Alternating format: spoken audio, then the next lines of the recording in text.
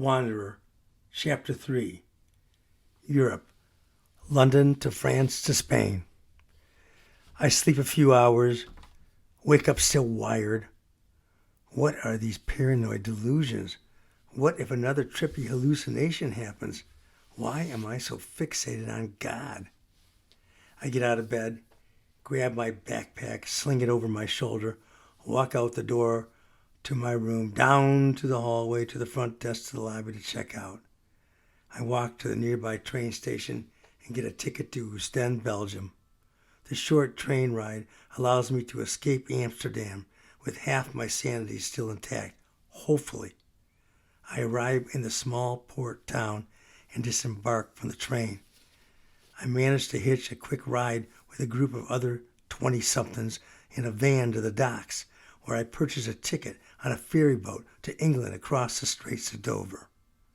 My ferry ride doesn't leave till 1 a.m, and it's still evening right now, so I have several hours to kill in Ostend. I notice a little wiry hipster, long-haired guy waiting around at the ferry station. "Hey man, you look familiar. We met before?" I inquire.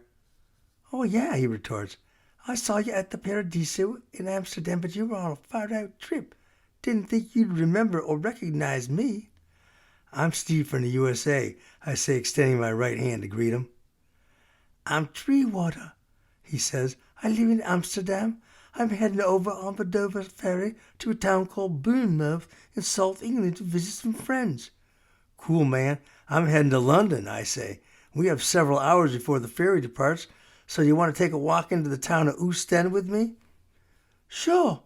Don't mind if I do. Thanks for asking," says Treewater. "How'd you get that moniker, Treewater? I'm just curious. People back home call me Woodstock and the Wanderer because of my adventures with music and my obsession with wandering the overland hippie trail. What about you?" I inquire. "I grow trees with little saplings and then replant them all over when they get a few feet tall. People started calling me Treewater, and it's stuck through the years. I don't even use my given name anymore, rarely. Treewater fits my character and personality. I'm a tree hugger, a nature conservancy freak," says Treewater.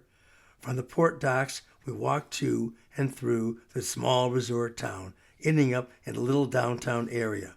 We discover a carnival at the north end, where we proceed to get a bite to eat and wander the midway till closing at midnight.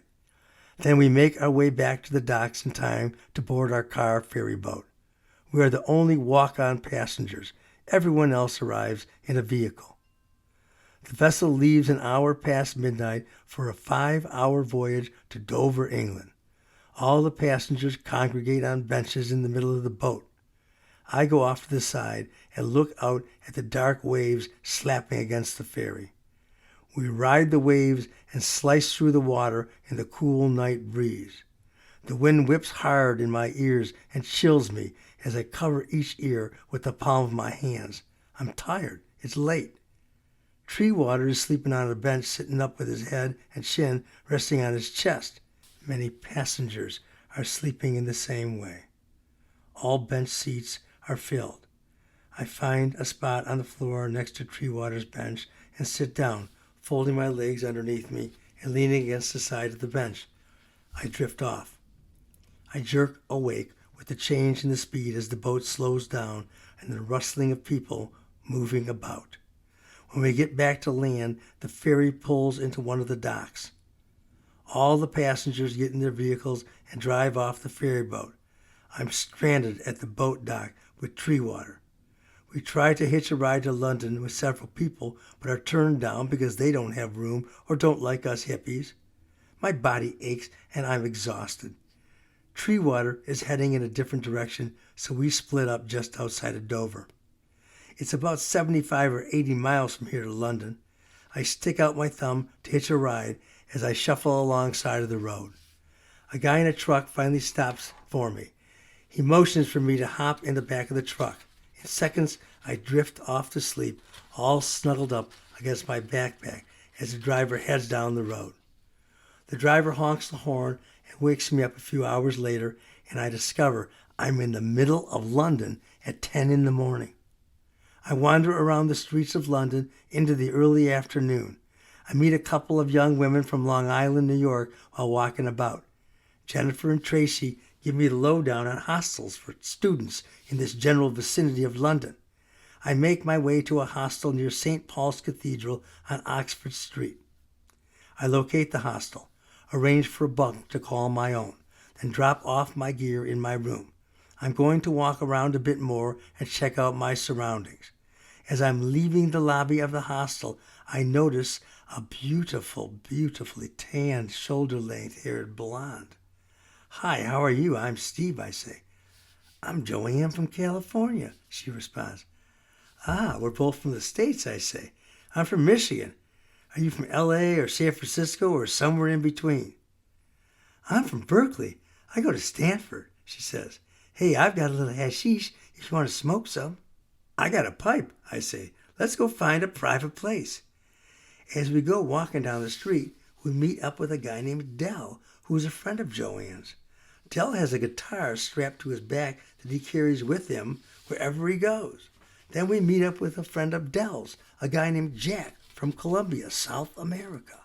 The four of us hippie types locate a small graveyard where we enter and walk over to a tree set off to the side from the row upon row of grave markers. Joanne breaks off a huge chunk of brown hashish and I hand her my pipe. She packs it in and lights it up and passes the pipe to me. I, in turn, pass the pipe to Dell, who passes it to Jack. We are sitting under the tree, cross-legged, smoking hash, and enjoying the camaraderie of our buzz, when all of a sudden we hear, "I suspect you're smoking cannabis over there." All four of us look at once to the source of the voice and see a uniformed Bobby heading straight for us. We freeze for a few seconds, then get up, ready to run. "Stop! Stay there! Don't move!" shouts the cop. Then he blows hard into his whistle. Whoosh! "Stop, I say, stop!" Dell, Joanne, and I stay frozen where we are. Jack takes off running through the graveyard. The Bobby arrives on foot after racing towards us and directs the three of us remaining to come sit on a nearby bench. We follow his orders. Holy shit, we're in trouble now. The cop makes a call on his police radio, and within minutes, 9 more Bobbies appear on the scene. They split into groups and search through the cemetery. I flick my pipe to a far corner of the graveyard. Joanne is in a near panic, standing next to me. She still has her hashish. She drops it to the ground and stands on it. We should have swallowed it. Now some big troubles are coming our way. "What oppressive army are you from?" I shout at the arresting Bobby. "Shut up, young man. I'm putting you in jail," he says. "We're innocent people being harassed by the establishment," I holler. Dell and Joanne are quiet, and it looks like Jack eluded the police. I continue my radical militant rant at the authorities as the Bobby puts the three of us in handcuffs. The rest of the officers come back from their search and congregate together. One of the Bobbies directs us to follow a cop to a paddy wagon. We are sitting in the big black police van waiting for what comes next when a Bobby comes over and addresses us. "I suppose none of you knows anything about this?" he says as he holds up a 7 or 8 gram chunk of light brown hashish. We all shake our heads, "No," and smile back at him, answering in unison, "Of course not." It's amazing they didn't catch us with it in our possession. As we walked away and I saw the hash from under Joanne's foot, I gave it a quick kick and nobody saw it as we headed to the wagon. The Bobbies drive to the police station so they can search us and book us. We all are becoming outwardly nervous, especially Joanne. Tears fall down her cheeks and she sniffles and shakes. Dell is still stone quiet. I am starting to sweat profusely and my heart is beating at a rapid pace. When we arrive at the police station, we are taken to an interrogation room and searched thoroughly. No one is holding any contraband. Some plainclothes officers, detective types, are getting upset with us. They act real tough, trying to intimidate us with threats, but we all hold firm. I feel imbued with righteous indignation, get cocky and mouth off. "Stop harassing us. We didn't do anything. We were just talking. All you cops are assholes. I'm going to get a lawyer and sue your ass. I shout out loud to anyone and everyone within earshot. The lady detective takes charge of the situation the way a pit bull takes charge of a pack of dogs. Shut up and listen here. We know you are guilty and we're doing drugs. Oh yeah, prove it, I say. You don't have anything on us and you know it, so let us go, I demand. I'm separated from the other two at this point as they take me to a small room and leave me there by myself for about 45 minutes. Then a detective comes and gets me from the solitary room and puts me back in the main interrogation room with Dell and Joanne. I can turn myself in and save you guys, Joanne whispers in my ear. She's about to cry. I whisper back to her, don't do it. They're bluffing. Just trying to scare us. Don't do anything, Joanne. They can't do a thing. I declare. They keep us waiting for another hour. The three of us sit rigid, staring off into space, quiet, apprehensive, waiting. Finally, the detective decides to release the handcuffs and lets us go. We're free. The three of us walk out of the police station in a daze. What a crazy trip that was. Happy to be free, we walk back to the hostel in great silent relief. I'm exhausted, running on empty, physically drained from lack of sleep. We part in the lobby and head to our rooms. I enter my hostel room, drop into bed, and sleep the rest of the day and night into the next afternoon.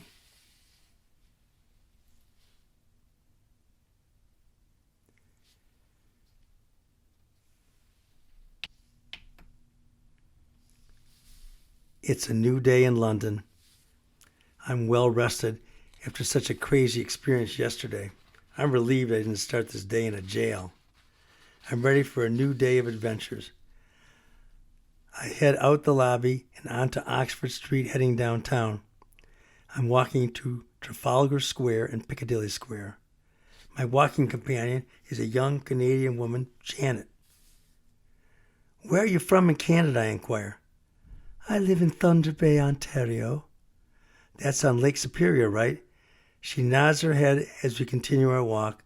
I notice the guy is walking in step with us a few paces back. You know that guy behind us? He's sort of like a leech, I say. Oh, he's okay. I met him at the hostel, she says.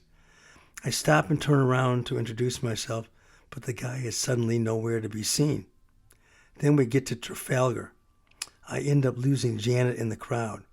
1 minute she's right there next to me, then I don't see her again. Later in the day, as I'm walking to Piccadilly Square, I finally see Janet again in the distance. She is holding hands and making out with the guy who was following us. They probably had a plan to rendezvous all along, and I, unaware, was keeping them from it. Every time I spot a nice-looking woman I want to get to know, then out comes the competition and I'm left alone again. When is my luck going to change on the female issue? Wherever I go in this town, it is cluttered and stinking with garbage because they have a garbage workers' strike that's been going on a couple of weeks. Plus, the normal weather here is gray, cloudy, chilly, overcast, dingy. But enough of all that. I'm heading out to a wandering journey to Hyde Park and maybe a museum or two. As I'm walking down the street, I notice the two beautiful Scandinavian chicks I met in Amsterdam, Corinne and Ingrid. Nice to see you two again, I say. When did you get here? We got a ride with a guy named Jack a couple of days ago, said Corinne. We heard you got in trouble with the law. Yeah, Jack said he got away, but you were caught with another couple, says Ingrid. You girls come with Jack? We hitched a ride with him from Amsterdam to the ferryboat to London, said Corinne. Well, I just met him on the street, and then several minutes later we get in trouble, and Jack went running and got away. Damn, we should have run, I surmise. Where are you heading to? Inquires Ingrid. Hyde Park, and then who knows from there, I answer. You two are welcome to join me on my stroll. We walk together on the sidewalk to the park, where we see several groups of hippies strumming guitars, beating on bongos and singing folk tunes. We continue walking until I notice Del, the Californian guitar player, by a tree with a couple of other guys, all three strumming on guitars. We walk over to them and listen in on their music with a small group gathered around. Del stops playing his guitar and walks over to us. "How you doing, Steve? Introduce me to your friends," he says. "Del, this is Ingrid and Corin, my Scandinavian friends. I met them in Amsterdam." "Nice to meet you," Del says as he reaches out to greet both women. "Del is one of the other people who got in trouble with me," I say to the girls. "I thought for sure our ass was cooked," says Del. "We were just hanging in the graveyard when this cop came after us." "They heard all about us from Jack," I say. "The guy who ran and got away is the guy that these two hitched a ride with." "No way," exclaims Del. "You two know Jack too? Isn't that crazy? What a small world," I say. All of us share a great laugh over our connections to each other. We continue walking through Hyde Park as Del strums his guitar and sings some verses as we move along. Eventually, Ingrid and Del pair up and lag behind as Corin and I keep pace, walking briskly down the path till we arrive alongside the shore of a pond with ducks and swans swimming. Locals and tourists everywhere are enjoying this day in the great outdoors. The four of us decide to make our way to Albert Hall. The Incredible String Band will soon be playing. We get tickets for the show. Before going in, we huddle together under a tree and share a doobie that Del supplies. The show is a far-out experience. We hear some great instrumentals. Music of all kinds fills my heart and soul with delight. After the show, the four of us head back to the hostel on Oxford Street. All of us are staying at the same male-female segregated place, so there will be no funny business. Del has his guitar strapped around his back as he makes a move on Ingrid, and she responds in kind. We are less than a block from the hostel. I go to make a similar move on Corinne, but she knocks my hand away as I reach out to touch her. "I'm tired. It's been a long day. We've been down this road before," she says. "Nothing but frustrations. I'm not going to tease you again." She grabs a handful of my hair and rakes her fingers through my red locks for a few seconds, then proceeds to give me a quick kiss on the lips. I am smitten. "Time to go," Corinne shouts to Ingrid, several feet behind us on the sidewalk, making out with Del under the glow of the street lamp. Ingrid breaks away, and the two of them scurry off to their rooms. Del and I stand together in the lobby of the hostel, shaking our heads in disbelief. No spoken words needed to convey our mutual dejection. I head for my room for another night in bed alone. As I awake this morning, I'm having these strange conflicts in my head, thoughts that are getting me down. I yearn for companionship and lovemaking with a beautiful woman. The more I yearn, the worse it gets, like a dull ache that won't go away. Women are so alluring. As a young, horny man, I am powerless to resist the attraction. It just is. On my journey of wandering today, I find myself eager to go into a local record store. I enter the establishment and request a soundproof room to listen to the Rolling Stones, followed by Bob Dylan. The clerk shows me to the listening booth and then returns with Let It Bleed by the Stones and Bringing It All Back Home by Dylan. Well, we all need someone we can lean on. And if you want it, you can lean on me. Yeah, we all need someone we can lean on. And if you want it, you can lean on me. I love to sing along with the tunes as I'm listening. It's great to be in this enclosed booth. I belt out the tune, singing along with Mick Jagger. She said, "My brace, they will always be open. Baby, you can rest your weary head right on me. And there will always be a place in my parking lot. When you need a little coke and sympathy, yeah, we all need someone we can dream on. And if you want it, baby, you can dream on me. Yeah, we all need someone we can cream on. Yeah, and if you want to, you can cream on me." Ah, music is so exhilarating. The Rolling Stones really do it for me. Music helps relieve the sexual frustration in a weird sort of way. Music frees my mind from the conflicts and struggles that go on inside my head. I put on the Dylan album to listen and sing along to Subterranean Homesick Blues. Johnny's in the basement, mixing up the medicine. I'm on the pavement, thinking about the government. The man in the trench coat, badge out, laid off, says he's got a bad cough, wants to get it paid off. Look out, kid, it's something you did. God knows when, but you're doing it again. Then I moved the record needle up to the track for Mr. Tambourine Man. I just love the chorus to this tune. Hello, Mr. Tambourine Man, play a song for me. I'm not sleepy, and there is no place I'm going to. Hey, Mr. Tambourine Man, play a song for me. In the jingle jangle morning, I'm coming, following you. I listened to a few more songs. I'm bringing it all back home. Bob Dylan is a musical legend, no doubt. I'm reinvigorated, refreshed, revitalized. I head out of the record shop and walk through Hyde Park, feeling high about life. I'm 3 weeks into my wandering sojourn, and it's time I make plans to get moving south. The winter season is drawing near. My time in England is drawing to a close. Somehow, I need to get south through France and Spain. Then I might arrange a way to Morocco from there. So I need to start checking around and being on the lookout for someone or a group that's going my way. It's amazing to be so free and easy flowing through the moments of time. No pressures, no constraints, just be, live peacefully, enjoy others, and be free.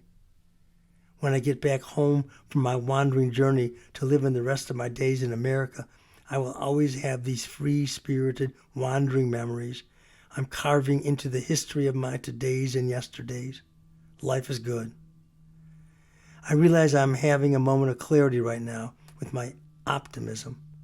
What a contradictory force in nature I can be at times, whining about my bouts with self-doubts, endless failings in my pursuits of womanly companionship, limited funds, boo-hoo for me. Forget about it. Life is a wonder. The earth is phenomenal. Humanity is full of curiosities, wisdom, and great experience from culture to culture. God is great. God is good. I love life. I spend the day on a tour of the British Museum, followed by a stroll by Buckingham Palace at the changing of the guard. Then I go to the top of the General Post Office Tower for a stunning view of London. Just incredible. When I think of the history that originated here, that shaped world events, the personalities and characters of great worth in the English annals, Queen Elizabeth, Shakespeare, Henry VIII, Francis Bacon, Isaac Newton, Winston Churchill, Richard the Lionhearted from the Crusades, Charles Dickens. The list goes on and on of great people who've lived out their days in this great city of history, London, England. I've had a fine time in this country, but I'm ready to move on. I'm going out to party and have fun at the local pub tonight. Hopefully this gathering at the pub will have someone I can hook a ride with. I walk into the pub, and wouldn't you know, there's the gorgeous Scandinavian duo once again, Ingrid and Corin. How you doing, ladies? The two of them beam big, bright smiles at me, but something's up. They both have a mischievous look, like they've been talking about me. I wish. We were wondering, says Corinne, if you'd let Ingrid and me cut off a lock of your hair for a keepsake memory of our travels. They both look at me with bated breath, waiting for my response. I hesitate a few seconds, then nod my head in agreement. Who's got scissors, I inquire. Ingrid pulls out a small pair of shears from her purse and offers them to me. No, that's okay. You can do it. Corinne proceeds to fondle my curly red locks until she finds just the right strand. She holds it out for me to see where she will cut. I nod my head in agreement. Ingrid makes the cut. Then we repeat the same motion for a second cut. The two women compare their corkscrew strand of hair. Ingrid pulls her strand from one end to straighten it out to a 6-inch piece. Then she lets go of one end and the red curly lock closes tight to a 2-inch spiral. Both girls laugh as they play with my hair. I order a round of beer for each of us. We guzzle our brew and order another round. Another patron asks Ingrid to dance in the bar. Now I'm alone at the table with beautiful Corinne. She is petite but very well built, a voluptuous blonde. I'm fantasized about her making love with me many times. We go out to the dance floor for a Sly and a Family Stone song. Everyday people. Sometimes I'm right and I can be wrong. My own beliefs are in my song. The butcher, the banker, the drummer, and then makes no difference what group I'm in. I am everyday people. Yeah, yeah. There is a blue one who can't accept the green one. For living with a fat one, trying to be a skinny one, and different strokes for different folks, and so on, and so on, and Scooby-Dooby-Doo. Oh, sha, sha, we got to live together. I am no better, and neither are you. We are the same, whatever we do. You love me, you hate me, you know me, and then you can't figure out the bag I'm in. I am everyday people. Yeah, yeah. I spin Corinne around on the dance floor. We are having a great time. Her beauty is such a turn-on. She grabs my hair and pulls me in close to her body.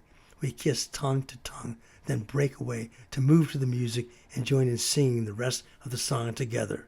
There is a long hair that doesn't like the short hair for being such a rich one that will not help the poor one, and different strokes for different folks, and so on, and so on, and Scooby-Dooby-Doo. Oh, sha-sha, we got to live together. There's a yellow one that won't accept the black one, that won't accept the red one, that won't accept the white one, and different strokes for different folks, and so on, and so on, and Scooby-Dooby-Doo. I am everyday people. We come off the dance floor, and I am ready to go, yipping and hollering as I'm having fun. Corinne and I go to our table and continue making out. This woman has me so horny I can hardly contain myself. We finish our drinks, and Corinne asks me to get her another drink, but I refuse. I already bought her 2 drinks, and I'm low on cash, so I ignore her plea.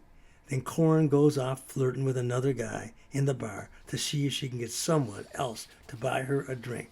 Damn! She comes back with a drink and a guy hanging all over her. Ingrid comes back to our table from the dance floor, and she motions for Corinne to go with her to the ladies' room. I sit alone at the table, my delusions of finally making love to Corinne fading with each passing moment. She is a flirt and a tease, as is her girlfriend. Chicks can drive us guys crazy. The girls come back from the restroom as I'm trying to figure out my next move. Then an Italian guy comes over to our table. Hey girls, I'm leaving. Are you coming with? Yeah, says Ingrid and Corinne in unison. Steve, meet Tony. He's giving us a ride to Spain, says Ingrid. We shake hands. Hello, man. Nice to meet you. Do you have room for another? I inquire. No, man. Just the women and me. That's all, replies Tony. The Scandinavian dream team leave me, carrying my locks of hair with them. I am distraught with frustration once again. I leave the pub in a drunken state and head to my room for the night. A commotion in our room wakes me in the middle of the night. One of my roommates let a guy, a Canadian from Toronto, stay in our room and sleep on the floor because the guy was broke with nowhere to go. The hostel management finds out about the situation and wakes us all up at 3 a.m., demanding the free sleeper leave the hostel right away. One of the guys in the room tries to champion the rights to the free sleeper, but his pleas fall on deaf ears. While eating breakfast in a nearby restaurant this morning, I meet a clean-cut, straight guy who's looking for a rider to share in the expenses for gas. His name is Bruce, and he is a CPA from San Francisco who's also studying to take the bar exam to become a lawyer. He mentioned that he already has another guy and needed just one more. Bruce owns a classic VW hippie van. He's driving through France and Spain. My luck is looking up. Finally, I agree to come along. The VW bus is leaving in an hour. It's October 27th, and I'm leaving London today. I go to my room, gather my stuff, and wait out in front of the hostel for my ride. San Francisco Bruce pulls up, and I jump in the side door and sit in the back. I meet Keith from Vancouver, a big 6'3", 220-pound guy with a jovial attitude. Bruce heads south, out of London, down to the ferryboat service to Dover. He purchases a ticket and drives onto the ferry. We all get out of the van and go to the middle of the boat to passenger seats. A few more vehicles drive onto the ferry until we are at capacity. Off we go. We are crossing the English Channel to Calais, France. I am on the top deck outside. The boat is rocking and reeling from the waves. The sea breezes are very heavy today. The seagulls seem to be floating above the ship as we move towards France. London is a nice place to take long, wandering walks, very interesting with all the history and people from all stations of life. Yesterday I was in Hyde Park, and I found a nice stick that I whittled into a walking stick with my pocket knife. I used my stick as I walked all through the park. A stranger came up to me and complimented me on the stick as he gave me a great leather braided ring to put on the handle. Wonderful! Then when I got on the tube to head back to my place, I was accosted by the bobbies. They accused me of having a weapon. I just gave them the stick so they would leave me alone. The ferry boat is approaching the docks in Calais. It's time to get ready for the next part of our travels. I gathered together with the rest of the guys, and we all pile back into the van. Bruce drives us off the ferry and through the beautiful French countryside until we reach Paris some 3 hours later. "Hey guys, while we're driving by, let's take a few hours in Paris," says Bruce. "How about I park the van and we all take the metro into the city and do a quick tour of the Louvre?" "Sure, man," says Keith. "You're the driver. We're here for the ride, so whatever you want to do, we're all game." We nod in agreement as Bruce parks the VW van in the outskirts of the city. We each get a ticket on the metro and glide into the innards of the great city of Paris. Our first stop is at Notre Dame Cathedral. We get off the train and walk to the old famous church. What an amazing artistic architectural wonder. We ooh and ah for several minutes. Then our tour manager, Bruce, has us hurrying to get back on the metro. Next stop, the Louvre. "Hey guys, we have less than 2 hours to do this, so this will be a real quick sightseeing tour," says Bruce. Words cannot even come close to describing the majestic beauty, glory, and history within the walls of the Louvre, so I won't even attempt the impossible. We see the Venus de Milo and the Mona Lisa. The Louvre is just way too much to see and do and look at, just too much. However, there is one painting I have to see, a big favorite of mine, so I make it my focus to locate an art piece by Delacroix, Liberty Leading the Troops. The artist depicts Liberty as a voluptuous, bare-breasted woman on horseback. What a sight! I stare at the painting for a long time, mesmerized by the transcendent work of art. I'm broken free from my reverie by shouts from my comrades down the corridor. "Hey, Woodstock, it's time to go!" I joined up with Keith and Bruce, and we head for the exit from the Louvre and get back to the metro. When we get off near where we parked the van, I hurry up ahead of everyone else. I'm sitting up front for the ride through France, I decide. We drive all day and through most of the night to get through France. What a big, beautiful country. I thought it would never end. We arrive in Andorra to rest a bit. Andorra is a small mountain principality tucked between France and Spain in the Pyrenees Mountains.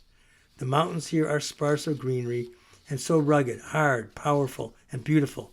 Andorra, the city, is very small, just along the road, yet it has a touristy image. I don't know who would come here as a tourist.